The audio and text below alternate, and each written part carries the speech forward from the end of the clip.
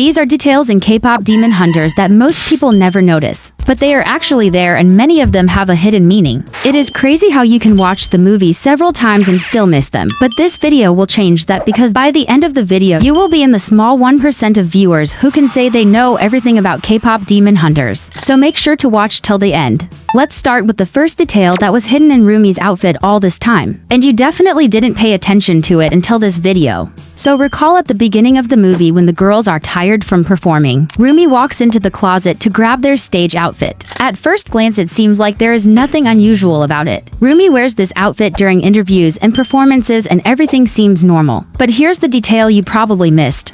On the day of the Idol Awards, when the girls walk past the Saja Boys backstage, look closely at Rumi's shoulder. A gold cuff suddenly appears on her jacket, and surprisingly, it's only on the right shoulder. Mira and Zoey also have gold cuffs, but unlike Rumi, they wear theirs on both shoulders. You may think it's just a piece of the outfit, but it actually has a hidden meaning. The gold cuff on only one side shows Rumi's true nature. One side of her is demon and the other is human. And that's why later when the demons transform into Mira and Zoey, the very first thing they do is rip the golden cuff off Rumi's shoulder. By doing that, they remove her human side and reveal her real demon form to everyone. But Huntrix outfits hide one more crazy detail that you do not want to miss, and you will find out about it in just a minute. Even though in the movie Rumi is the one hiding her half-human and half-demon side, she is not the only one who keeps dark secrets. The next details will show that Zoey has been connected to Saja Boys and King Demon Gwima all this time, and you definitely did not know it. Just take a look at this. At the beginning of the movie when the girls jump from the plane, Zoey makes a heart face pose. Later baby Saja does the exact same pose. You might think it's a normal idol thing, but we never see Mira or Rumi doing it. Then during the Golden Song rehearsal for the Idol Awards, Zoey and Mira dance together in sync. But suddenly Zoey changes one move and dances a little differently. That wouldn't be strange if not for what happens next. During the Saja Boys idol performance, they repeat the exact same movement Zoey did earlier. So if Zoey never communicated with the Saja Boys, why are there so many matching movements? All this time Zoey could actually be connected to the Saja Boys.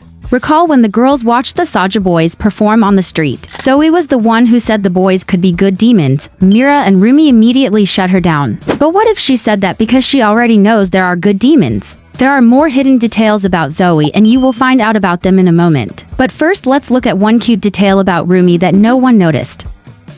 We all know Rumi loves teddy bears. At home she always wears those adorable teddy bear pajamas. And in one scene you can even spot a stuffed teddy bear on her bed. But something happened shortly after. During the meeting with Jinu on the roof, he teases her about teddy bear pajamas. And it seems that Rumi ended up throwing all of them away. But here's something you didn't notice later in the movie. When Mira walked into Rumi's room to talk about the demons, if you look closely behind Mira, you'll see a teddy bear placed perfectly on the bed. That means that Rumi takes good care of it even after Jinu made fun of it. But that's not all. When the girls were in the music room writing a song, you can spot the same teddy bear sitting right beside Rumi. That means she takes it everywhere with her. Don't you think she's adorable? But she's not the only Huntrix member with a love for animals. There are hidden details you missed about Zoey that will totally melt your heart. At the beginning of the movie, the girls decide to take a 2-week break, and Zoey happily announces that she is going to watch a compilation of 700 turtle videos. This means she's a huge turtle lover. But did you know that her love for turtles is crazier than you think? Just take a look at this. When the girls visit Dr. Han, we see Zoey on her phone. And if you look closely, she has a turtle design phone case. Even at home with the girls, she always wears clothes adorned with cute little turtle patterns. But it gets even cuter. During the scene in the music studio, you can spot 2 small turtle toys near the computer, looking right at Zoey. Funny enough, we still don't know what animal stole Mira's heart. So be sure to comment below if you noticed any favorite things or stuffed toys that Mira loves.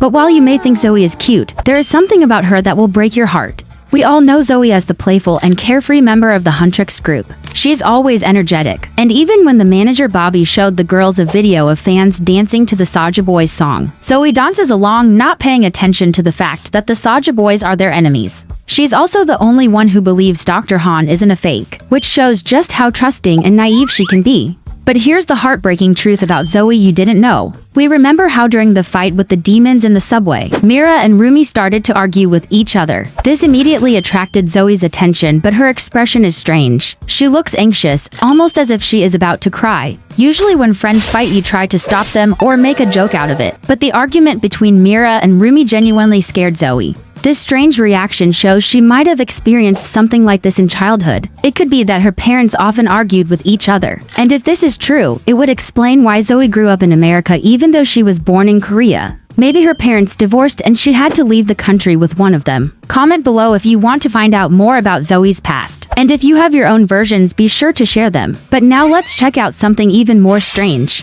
One of the first fights between Huntrix and the Saja Boys happens in the bathhouse. During it, Jinu tries to escape, but Rumi doesn't stop attacking him with her sword. So Jinu fights back and rips the sleeve on her arm, which accidentally exposes her demon patterns. But here's something you didn't notice. When they are fighting, Jinu doesn't have any weapon in his hands. So how did he tear Rumi's clothes so easily? If you watch this scene in slow motion, you'll see that Jinu's hands briefly transform into demon hands with claws. That explains why demons don't carry any weapons but can easily damage Huntrix with just their bare hands. Watching the movie, we always thought Huntrix hated the Saja Boys, but there is one detail that proves the opposite. Recall that the Saja Boys made a soda drink as a way to attract fans to their side. In one scene, we see a fan buying the soda, and we get the chance to notice that the soda cans come in different colors as green, pink, and yellow. But here's something crazy you missed. During the scene where the Huntrix are writing the lyrics for Takedown, you can see different snacks on the table. There are chips, ramen cups, and soda. One soda can is lying on its side so the label isn't fully visible. But we can see that it's a green soda can and the design looks almost identical to the Saja Boys soda. So does this mean the Huntrix girls are drinking soda from their enemies? Comment below who you think brought it, Rumi, Mira, or Zoey. There's one more detail that everyone missed and it could completely change the way you see the story. This detail was only reserved for loyal viewers. Drop a yellow heart in the comments if you made it this far and take a look at this. During preparations for the live performance of Golden, we see Zoey and Mira taking a group picture. Then the scene cuts to Rumi in the dressing room where she looks anxious about her demon patterns. It might seem like a normal moment, but there's a tiny detail you probably missed, and it can change the way you see the Huntrix girls' friendship. If you pause the scene with Zoey and Mira, you'll notice two big posters of them on the wall. But when the scene shifts to Rumi, her portrait is the only one hanging alone in a separate room.